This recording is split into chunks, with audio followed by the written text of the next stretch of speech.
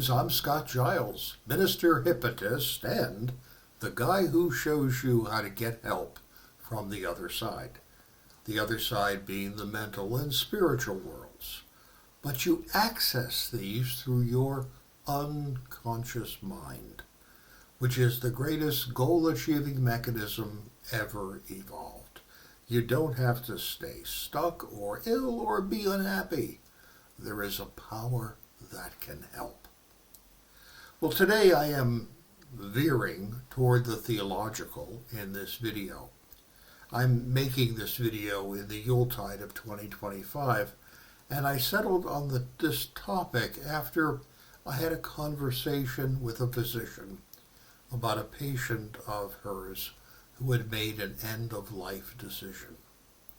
Now, my home state of Illinois has just passed a law that allows a patient with a terminal illness to bring their life to an end in a controlled way.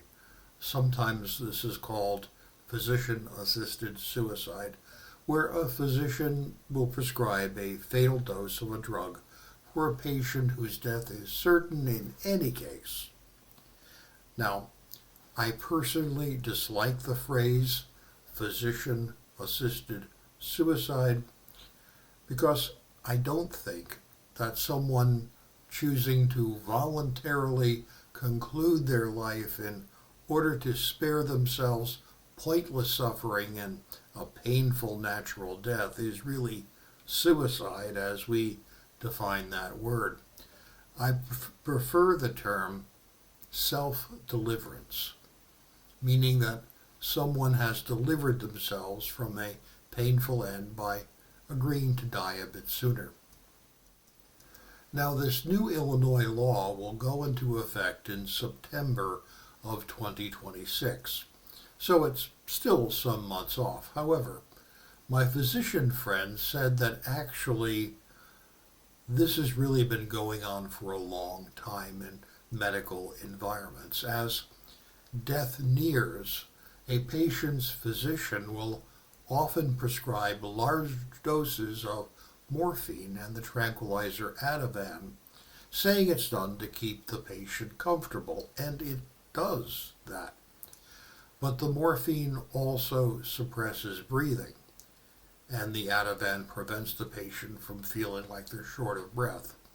The drugs do not cause death, but they do accelerate it. Now, I personally have no problem with this.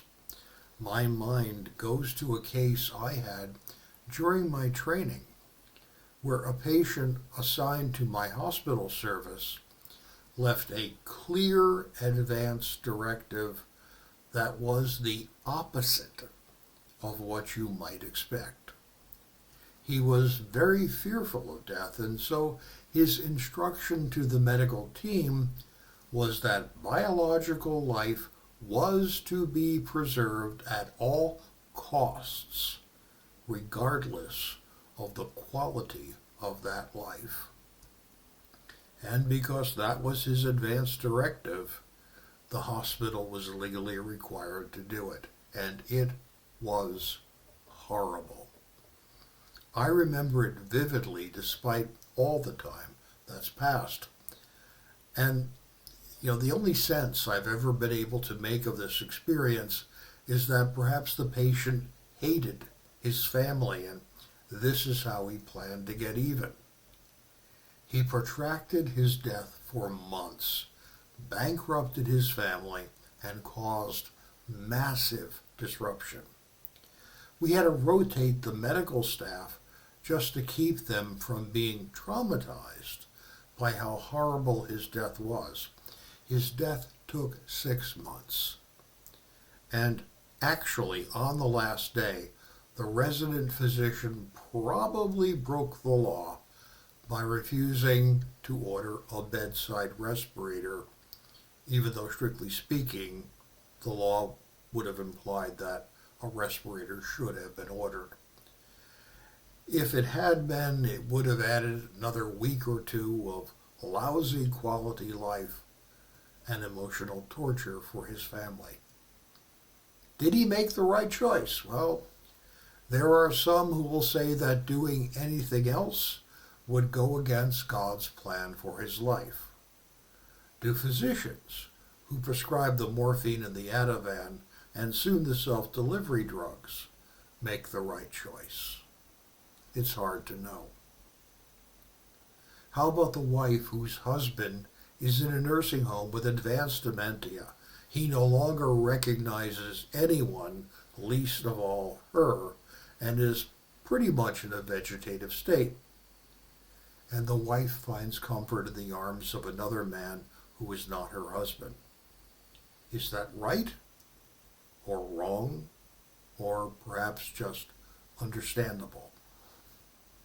How about the poor person who steals food to feed his or her family, facing a choice between breaking the law or starvation? What is the right or wrong in that case? Situations like these are muddy at best, and we've all been in them at some point. Everyone pretty much will face a circumstance where what people expect one to do is really counter to what may in fact be best for the people involved on compassionate or humanitarian grounds. In the New Testament book of Romans, Paul says in chapter 5, verse 12, that all have sinned. What he probably meant by that is that we will all have to make decisions over the course of our lives that are morally ambiguous. No one escapes this.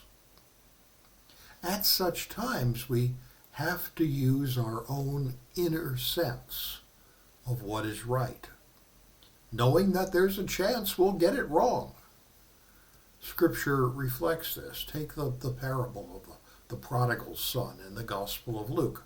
A son does what is wrong. He claims his inheritance early and then squanders it. By rights, he should suffer the consequences of his behavior. But his father welcomes him back and shelters him from those consequences.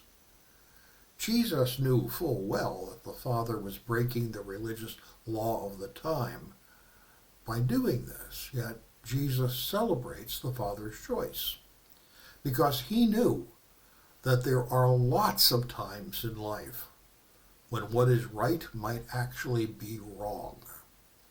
It would have been right under rabbinical law for the father to have had his son suffer. And then there are other times where we face where what is wrong might actually be right, to forgive the son his poor choices. So here's the thing. You will find yourself in situations where what you should do is not clear. Society and even the law may say one thing, while your heart and intuition says another. So what do you do? Well, in ethical philosophy, there is a thing called situational ethics. What that theory says is that objective ethical rules need to be understood to be more flexible, more like guidelines than commands. Because underneath the letter of the law or the rules, there is sometimes something deeper that we should pay attention to. And the principle of situational ethics is that in every situation, we should always try to do the kindest thing, even though that will vary from case to case. Now, opinions will always vary on what the kindest thing is. Do we forgive a family member who messed up, or do we hold them accountable as a form of tough love? It's not easy to puzzle one's way through such situations. Yet I believe one will make fewer mistakes if one approaches the decisions from a grounded perspective of compassion.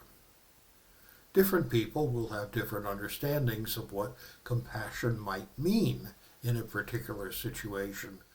But despite this, I believe one will end up making better decisions if you ask what is the compassionate thing to do in a particular situation, even knowing that situations vary and opinions differ. Hard and fast rules tend to ignore the actual complexity of our lives.